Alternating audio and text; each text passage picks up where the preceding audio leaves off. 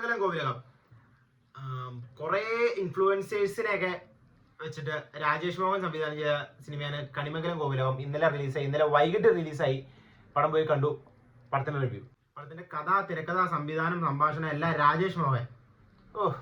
സമ്മതിക്കണം. 5 പൈസക്കില്ലാത്ത ഒരു കഥയും അതിനകത്തേക്ക് കുറെ ഇൻഫ്ലുവൻസേഴ്സിനെ കണ്ണി കണ്ടവരെ എല്ലാരും വിളിച്ച് കയറ്റി അത് നശിപ്പിച്ച്, അല്ലെങ്കിൽ തന്നെ കൊള്ളൂല. ഇത് സിനിമയാക്കാനേ കൊള്ളൂലാത്തൊരു കഥയാണ്. നമ്മൾ എവിടെയൊക്കെ കുറെ എടുത്തോടെ കണ്ടിട്ടുള്ള കുറെ ബിറ്റൊക്കെ ചേർത്ത് വെച്ചിട്ട് ഇവരുണ്ടാക്കിയ ഒരു കഥ. അതിനകത്തേക്ക് കുറെ അഭിനയിക്കാൻ അറിയില്ലാത്ത ഇൻഫ്ലുവൻസേഴ്സിനെ തെരഞ്ഞു പിടിച്ച് നോക്കിക്കൊണ്ട് ചേർത്തേക്കുക. സംവിധാനം 5 പൈസക്കില്ല. അതിന്റെ സ്റ്റോറി ലൈനും അതിന്റെ പടത്തിന്റെ ഒരു മിനിമം ലോജിക്ക് നമ്മൾ ചിന്തിക്കുന്ന കാര്യങ്ങളും പിന്നെ പടത്തിന്റെ ഒരു ഫ്ലോയും ഒന്നും. ഡയറക്ഷൻ ഭയങ്കര അടിപ്പോയി. ഡയറക്ഷൻ മോശം, ഭയങ്കര മോശം. പ്രൊഡ്യൂസേഴ്സ് 3-4 പേരുണ്ട്. അതിനകത്ത് എന്തോ ടോണി ആളിനകത്ത് റോളും ചെയ്തിട്ടുണ്ട്. അത് കുഴപ്പമില്ല, പ്രൊഡ്യൂസർ ആയതുകൊണ്ട് തന്നെ എന്താ അവരാതും ചെയ്യാലോ. പിന്നെ പടത്തിന്റെ മ്യൂസിക് ഡോൺ വിൻസെന്റ് കുഴപ്പമില്ല, ഒപ്പിച്ചിട്ടുണ്ട്. 1-2 പാട്ടുണ്ടോ, പാട്ടൊന്നും കുഴപ്പമില്ലായിരുന്നു. BGM ഒക്കെ കുഴപ്പമില്ല, ഒപ്പിച്ചിട്ടുണ്ട്. തമ്മിൽ ഭേദം. പടത്തിന്റെ DOP അജയ് ഫ്രാൻസിസ് ജോർജ്, ഒന്നും പറയാനില്ല, ഇതുപോലെയൊക്കെ തന്നെ. പിന്നെ പടത്തിന്റെ എഡിറ്റിങ് പ്രേം സായി. എന്ത് എഡിറ്റിംഗ് ആണിത്. ഇതിൽ അടിപൊളിയായിട്ട് ക്യാപ് കട്ട് ചെയ്യാൻ പറ്റും. ഗ്രേഡിംഗ് ഒക്കെ കാണണം. ഒരു ഷോട്ടിലുള്ള ഗ്രേഡിംഗ് ഇല്ല, തൊട്ടടുത്ത ഷോട്ടിൽ ഒരു ഷോട്ടിൽ ഭയങ്കര ഡാർക്ക് ആകും. ഹൊറർ എലമെന്റ്സ് വന്നെ കുറെ ഹൊറർ എലമെന്റ്സ് ഉണ്ട് അതിനകത്ത്. ഈ ഹൊറർ തന്നെ എടുത്ത് കുറെ ഡാർക്ക് ആക്കും. തൊട്ടടുത്ത ഷോട്ടിൽ വെക്ക ലൈറ്റ് ആവും. നല്ല ലൈറ്റ് വരും, വെക്കുന്ന ലൈറ്റ് ഡിം ആവും. അങ്ങനെ എന്തൊക്കെയോ ചെയ്ത് എഡിറ്റ് ചെയ്ത് കട്ട് ഒക്കെ വളരെ മോശം. പിന്നെ മൊത്തത്തിൽ മോശം, അത് എഡിറ്റിംഗ് വളരെ മോശം. പിന്നെ ഇതിന്റെ കാസ്റ്റിംഗ് അജ്മൽ ഖാന്റെ കേസ് പറയാം. പിന്നെ റാഫി, പിന്നെ അബി കൃഷ്, പിന്നെ സോഷ്യൽ മീഡിയയിൽ വൈറലായിട്ടുള്ള കുറെ പേരുണ്ട്. എല്ലാവരെയും കൊണ്ട് ചാടിച്ചിട്ടുണ്ട്. അത് കറക്റ്റ് അഭിനയിക്കാൻ നല്ല പോലെ അറിയുന്ന എല്ലാവരെയും കൊണ്ട് ചാടിച്ചിട്ടുണ്ട്. അജ്മൽ ഖാന്റെ കേസ് എന്ന് പറഞ്ഞാൽ, അജ്മൽ ഖാൻ ഒന്നാമത്തെ കേസ് അഭിനയം അറിയില്ല, ഒന്നാമത്തെ കേസ്. രണ്ടാമത്തെ കേസ് സിനിമയ്ക്ക് പറ്റിയ മുഖമല്ല അജ്മൽ ഖാന്റെ.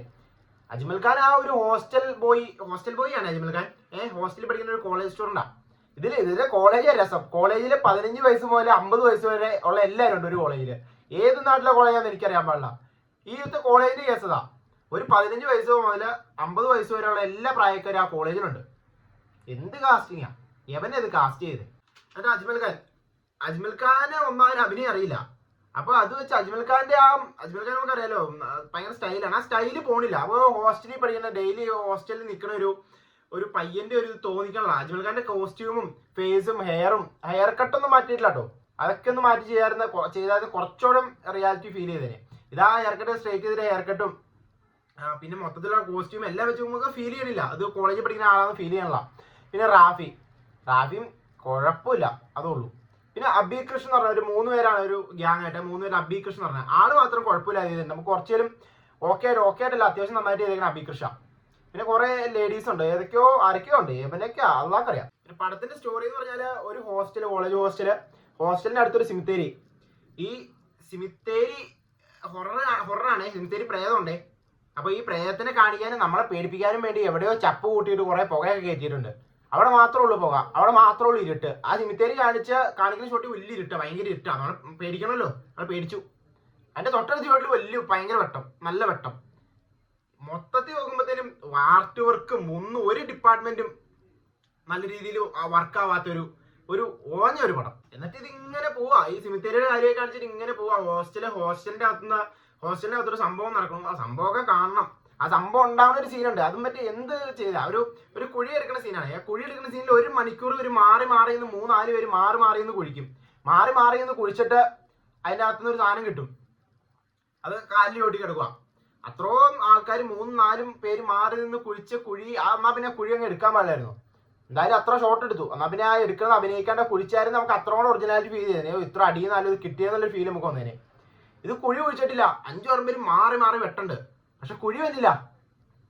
എന്ത് ആരോട് പറയാൻ, നമ്മുടെ 150 രൂപ. എന്നിട്ട് ഇങ്ങനെ എന്തൊക്കെയോ അപരാധം കാണിച്ച് ഒരു സീറോ ലോജിക് സീൻസും കുറെ കുത്തിക്കയറ്റി.